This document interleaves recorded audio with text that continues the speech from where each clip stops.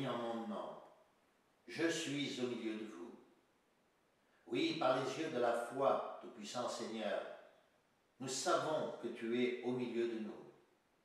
Tu es au milieu de nous par ta parole, la Sainte Bible, esprit vivant et vivifiant qui donne la vie, le véritable pain du ciel. Tu es là parmi nous par ton Saint-Esprit. Tu es là parmi nous parce que tes anges, eux aussi, veulent plonger le regard et que tes yeux parcourent la terre pour savoir qui est fidèle. Seigneur, nous venons humblement devant toi. Tout petits nous sommes, si grand tu es. Que ta bénédiction repose, Seigneur, sur cette Église, sur chacun d'entre nous. Là, aujourd'hui, impose ta main sur nous. Que ton doigt, Seigneur, nous transperce. Esprit, corps et âme, touche notre âme. Nous ne demandons pas, Seigneur, la guérison pour notre corps. Nous demandons la guérison pour notre âme, pour notre esprit. Seigneur, s'il te plaît, guéris-nous. Nous qui sommes aveugles, nous qui sommes sourds, nous qui sommes muets, nous qui sommes paralysés. Seigneur, guéris-nous. Guéris notre âme, Seigneur, pour que nous puissions devenir tes serviteurs. Nous voilà, Seigneur. Nous sommes sur la place publique et nous attendons que tu nous appelles pour le travail. Oh Seigneur, tu sais, tout le monde a été pris. Ils sont venus chercher tous ceux qui étaient forts et costauds pour aller travailler dans ta vigne. Seigneur, nous sommes là, ouvriers de la dernière heure, pauvres et petits, incapables de travailler. Mais nous attendons, Seigneur. Nous savons que tu vas passer. Nous savons que tu nous appelles pour aller dans ton champ, pour aller travailler à ta vigne. Oh Seigneur, combien nous aspirons, nous pleurons, Seigneur, pour que tu nous appelles, pour nous mettre nous aussi à ton travail. Nous voulons prendre le sécateur, aller couper les grappes pour toi, Seigneur, et te réjouir de ce vin nouveau que nous préparerons ensemble. À toi la gloire, Seigneur, en Jésus-Christ. Amen.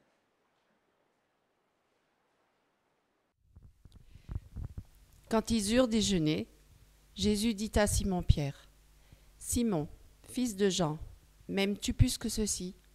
Il lui répondit, « Oui, Seigneur, tu sais que je t'aime. » Jésus lui dit, « Fais paître mes agneaux. » Il lui dit à nouveau une deuxième fois, « Simon, fils de Jean, m'aimes-tu » ? « Oui, Seigneur, lui dit-il, tu sais que je t'aime. » Jésus lui dit, « Sois le pasteur de mes brebis. » Il lui dit pour la troisième fois, « Simon, fils de Jean, m'aimes-tu » ?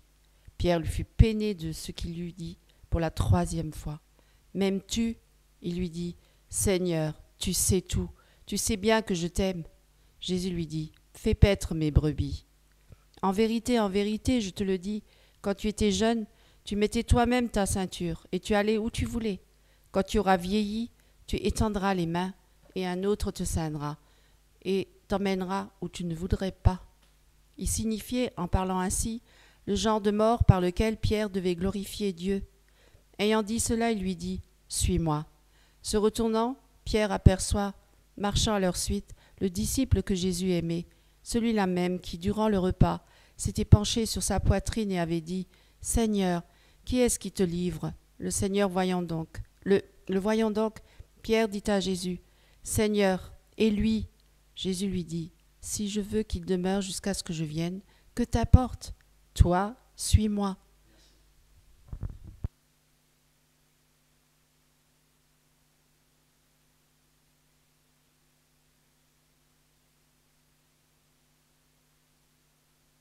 Ce matin, c'est un jour spécial.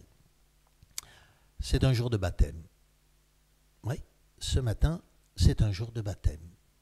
Il y a quelques jours, nous étions à Meaux et nous avons procédé à un baptême avant d'assister aux conventions auxquelles nous devions assister. La personne qui a été baptisée a procédé comme ça. Elle a d'abord reconnu son péché. Elle a dit, je reconnais ma faute, je reconnais mon péché. Voilà. Et ensuite, elle a dit, je veux prendre position pour le Seigneur. Elle a rejeté le monde, rejeté le diable, dit, voilà, à partir de maintenant, je veux servir le Seigneur. Et elle a été immergée dans l'eau. Cette immersion signifie la mort de l'individu quant à lui-même et la résurrection. C'est pour ça que nous sommes immergés dans les eaux, c'est-à-dire les abîmes. Nous mourons quant à ce que nous sommes, quant à notre personnalité, et nous nous relevons cette fois pour une vie dans le Seigneur. Voilà ce qu'est le baptême. Nous sommes, nous dit saint Paul, une nouvelle créature, n'est-ce pas? Nous sommes nés de nouveau. On impose les mains sur la personne, elle reçoit le Saint-Esprit, elle est née d'eau et d'esprit pour faire la volonté de Dieu. Ce matin, c'est un baptême. Peut-être avez-vous remarqué que l'Église est morte. Oui, ce matin, nous reconnaissons le fait. Pour quelle raison? Nous ne savons pas. Nous savons que de toute manière, il y a eu un péché. Quel péché? On ne sait pas. Peut-être tout simplement le péché de notre imperfection. Nous voulons servir le Seigneur, mais nous ne sommes pas encore tout à fait des hommes. Eh oui. Alors, nous voulons être immergés.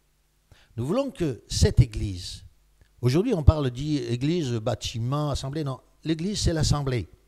Le mur, c'est les murs. On appelle ça Église, mais l'Église c'est l'assemblée. Notre assemblée, nous voulons que elle meure. Nous voulions des choses. Nous voulons que des choses soient faites. Nous voulions ceci, nous voulions cela. Nous voulions faire comme ceci. Non, mais ce n'est pas la voie du Seigneur. Laissons-nous mourir, immergés dans l'eau. Voilà, nous sommes morts. L'Église, je vous le dis, aujourd'hui, elle est là. Aujourd'hui, elle se relève. Aujourd'hui, cette Église sort de l'eau. Je veux être une Église nouvelle. Je veux me mettre au service du Seigneur. Cette Église, elle est constituée d'âmes. Ce sont des âmes. Ce n'est pas vous, ce n'est pas toi, moi, lui. Non. Ce sont ce que nous sommes intérieurement. Cette âme, nous voulons qu'elle soit touchée par le Saint-Esprit. Nous sommes là, Seigneur, ce matin. Nous avons été trempés, nous avons touché le fond. Aujourd'hui, nous ressortons, nous nous levons, nous nous mettons à ton service, Seigneur. Nous venons à toi. S'il te plaît, impose tes mains. Et ce matin, je vous le dis, le Seigneur impose les mains sur chacun d'entre nous. Non pas individuellement, parce que nous ne sommes pas individuels. Nous sommes un en Christ. Voilà ce qu'est l'Église du Seigneur. Un en Christ. Ton âme, plus mon âme, plus ton âme ne font que un. Un plus un égale un. Ensemble, nous nous tenons devant le Seigneur. C'est pour ça que nous sommes venus ici. Nous avons fait des milliers de kilomètres pour venir ici, pour rencontrer deux personnes. Le Seigneur nous a poussés. Nous sommes un seul. Nous comprenons cela? Ne cherchons jamais le nombre. Le nombre n'a pas d'importance. Sinon, pour ces pasteurs qui veulent toucher la dîme, oui. Nous étions en Espagne il n'y a pas longtemps. Une grande église du côté de Guardamar, 350 membres là-dedans. Et j'ai dit à ma femme, tu vois, si le pasteur enseignait vraiment la vérité, il dirait, chrétien, il faut cesser de fumer. Le premier rang se lèverait et partirait. Chrétien, il faut cesser de s'enivrer. Le deuxième rang se lèverait et s'enirait. Chrétien, il faut cesser de regarder des films odieux à la télévision. Il se lèverait, le quatrième rang, et partirait. Quand le pasteur aurait réellement fini d'enseigner la vérité, il n'y aurait plus personne dans l'église. Voilà la vérité aujourd'hui, n'est-ce pas? Ce n'est pas le nombre qui fait la vérité. C'est la vérité qui doit transpercer nos cœurs. Basta pour les autres, qu'ils fassent ce qu'ils veulent. Même s'il n'y a que 12 personnes. Vous imaginez le Fils de Dieu. Je ne dis pas un homme, je ne dis pas un prophète, je dis le Fils de Dieu qui est venu sur la terre à l'issue de son ministère. 12 personnes. Allez, j'exagère, 120 dans la chambre haute étaient réunis. Après tout ce qu'il a fait, après ces années de travail, de labeur, de miracles, de prodiges, 120 dans la chambre haute. Ils étaient tous là. Ouais. Non, ce n'est pas le nombre qui fait la vérité. C'est le noyau. Voilà. Il vaut mieux être 2 ou 3. Et c'est pour ça que le Christ a dit cela. Il a dit là où 2 ou 3. Pourquoi a-t-il dit cela? Parce qu'il a dit aussi ailleurs, Matthieu 24, vous connaissez le passage. Alors se lèveront des faux Christ, au temps de la fin se lèveront toutes ces sectes, au temps de la fin se lèveront tous ceux qui diront venez à moi, je suis le Christ ou je possède le Christ. Le Christ, il est dans la Bible, pas ailleurs. Là, il est là. Et c'est pour ça qu'il nous a dit là où 2 ou 3, je suis au milieu d'eux. Parce qu'il savait qu'au temps de la fin, ce ne seraient plus les grandes églises. D'ailleurs, beaucoup de ces grandes églises se sont levées quand? Sinon au temps de la fin. Quand se sont levés les témoins de Jéhovah, 1870, les Mormons, pareil, excusez-moi, les Assemblées de Dieu, pareil. Tous ces mouvements sont nés au temps de la fin. Surprenant, bizarre, non? Pourquoi? Là où 2 ou 3 sont réunis à mon nom, je suis au milieu d'eux. Travaillez sur le noyau. Travaillez sur le noyau. Le Seigneur fera son œuvre.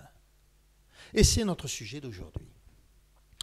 Nous revenons sur cette lecture que nous avons faite aujourd'hui et nous allons ensemble la relire. Vous voulez bien la reprendre avec moi? Je vais certainement vous surprendre quand nous allons analyser ce texte. Ce n'est pas moi qui vais vous surprendre, mais vous allez peut-être lire autre chose que ce que vous avez lu jusqu'à présent. Pourtant, c'était écrit noir sur blanc, mais nous ne l'avions pas compris jusqu'à présent. Aujourd'hui, peut-être allons-nous comprendre. Et si nous comprenons, nous allons comprendre que ça a été écrit pour nous, pour quelques-uns qui ont compris ce texte et qui tout d'un coup ont vu les écailles tomber de leurs yeux et se dire « mais j'avais jamais compris jusqu'à maintenant à quel point c'était pour moi ». Je fais une petite aparté. Nous connaissons Jean, n'est-ce pas? Saint Jean, qui a écrit les textes, et notamment celui-là. Et comment parlait-il? Il disait « le disciple que Jésus aime ». Vous vous rappelez de cela, n'est-ce pas? Oui, il savait bien, Jean, Saint Jean, il savait bien que le Christ aimait autant les autres. Et pourtant, il disait toujours « je suis le disciple que Jésus aime ». Oui, je sais, il aime les autres, il n'y a pas de problème, mais moi, je suis le disciple que Jésus aime. Voilà. Moi, je vous le dis, je suis Francis, et je suis le disciple que Jésus aime. Je sais bien qu'il vous aime aussi, vous, mais moi, je suis le disciple que Jésus aime. Comprenez-vous cela? Oui. Je suis le disciple que Jésus aime. Il a besoin de nous. C'est ce que nous allons voir aujourd'hui. Il vous appelle individuellement. Chacun de vous, individuellement. C'est à vous qu'il veut parler. C'est à votre cœur. Lisons ensemble le texte. Après cela, Jésus se manifesta de nouveau aux disciples sur le bord de la mer de Tibériade. Et il se manifesta ainsi. Simon-Pierre, Thomas, appelé Didyme, Nathanaël de Cana en Galilée, le fils de Zébédée, les 2 autres de ses disciples se trouvaient ensemble. Simon-Pierre leur dit, « Je m'en vais pêcher. » Et lui dirent, « Nous venons aussi avec toi. » Ils sortirent, ils montèrent dans le bateau, et cette nuit-là, ils ne prirent rien. Vous imaginez Pierre, celui qui est toujours dynamique, celui qui est toujours le premier à répondre, celui qui prend la tête en toutes choses, c'est lui qui prend la tête pour faire quelque chose de mal. Jésus est mort. Ils sont découragés. Il est apparu 2 fois déjà. Oui, mais où est-il? Il est mort. On n'en parle plus. Alors, qu'est-ce que je vais faire? Je vais retourner à mon travail profane. Et il encourage les autres. Venez avec moi. C'est lui qui les encourage. Je vais pêcher. Je retourne à mes poissons, à mon bateau. Et les autres disent, oui, allons, nous venons avec toi. Et les voilà partis sur la mer. Oui, mais cette nuit-là, qu'ont-ils pris? Rien. Ils ont travaillé pour rien. Parfois, dans nos églises, c'est pareil. Peut-être c'est ce que vous vous dites. Oh, on a travaillé toute la nuit, mais on n'a rien pris. Où il est, le Seigneur? Parfois, on se dit, Et comme nous n'avons rien pris, ben, je vais retourner à mes poissons. Ouais. Je vais retrouver à mon travail, à mes pensées. On va faire autre chose. J'abandonne, je baisse les mains. Cette nuit-là, ils ne prirent rien. Mais voyons, le matin va venir. Regardez, le matin de l'espoir. Or, le matin était déjà venu. Jésus se tenait sur le rivage et pourtant les disciples ne savaient pas que c'était Jésus. Ils ne le reconnaissaient pas au petit matin. Souvent, on ne reconnaît pas. Le Seigneur est là, mais on ne le reconnaît pas. Il est là, il se tient sur le rivage. On est épuisé, on est fatigué, on a travaillé toute la nuit, on ne le reconnaît pas. Oui, mais il est là. Alors, Jésus les appelle. Ce matin, Jésus vous appelle. Jésus vous dit, « Mes enfants, n'avez-vous rien à manger ? Avez-vous quelque chose à manger ?» Alors, ils répondirent, « Non. » Oui, nous n'avons rien à leur donner à manger. Voilà, nous avons péché toute la nuit. Nous n'avons rien à leur donner à manger. Comme nous l'avons vu tout à l'heure, quand Jésus a multiplié les poissons et le pain, il dit à ses disciples, donnez-leur vous-même à manger. Moi, je pourrais le faire, ça ne pose pas de problème, mais donnez-leur vous-même à manger.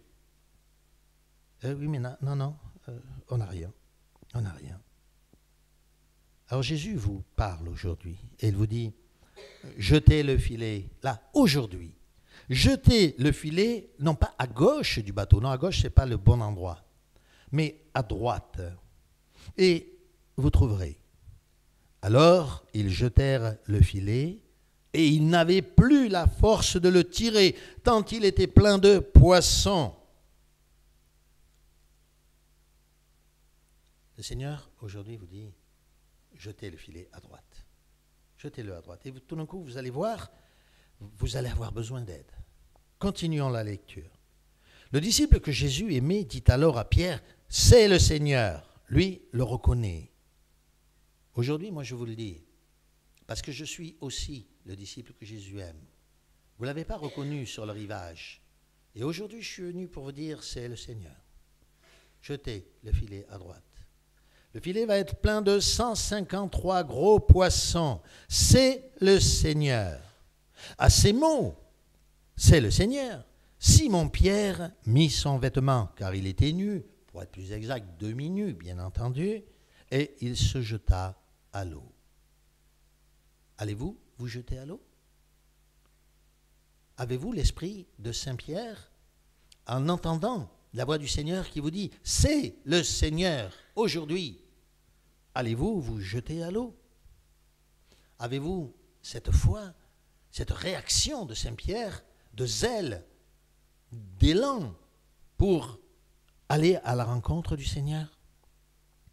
Les autres disciples, qui n'étaient pas loin de la terre, mais à environ 200 coudées, vinrent avec la barque, traînant le filet de poisson. Une fois descendus à terre, ils aperçoivent disposé là un feu de braise avec du poisson dessus, du pain. Jésus leur dit, « Apportez ces poissons que vous venez de prendre. » Vous voyez, les autres, ils n'ont pas le zèle de Pierre. Ils ne se jettent pas à l'eau. Ils ne mettent pas de nouveau leurs vêtements pour se présenter devant Jésus. Non, ils restent demi-nus aussi. Mais par contre, ils participent. Ils amènent les poissons, ils amènent les bateaux, parce qu'il y a 153 gros poissons. Mais ils suivent. Ce sont les suiveurs. Vous voulez prendre la tête. Vous voulez aller à la rencontre de Jésus. Vous voulez manifester le zèle de Saint-Pierre. Parce que c'est ce zèle qui a fait que Jésus l'a mis à la tête des apôtres ensuite. À la tête relativement, bien entendu. Ce n'est pas le pape, c'est pas ce que je dis, n'est-ce pas? On se comprend bien. Non, mais il lui dit à lui, toi, tu vas agir, toi, tu vas aider. On va le voir.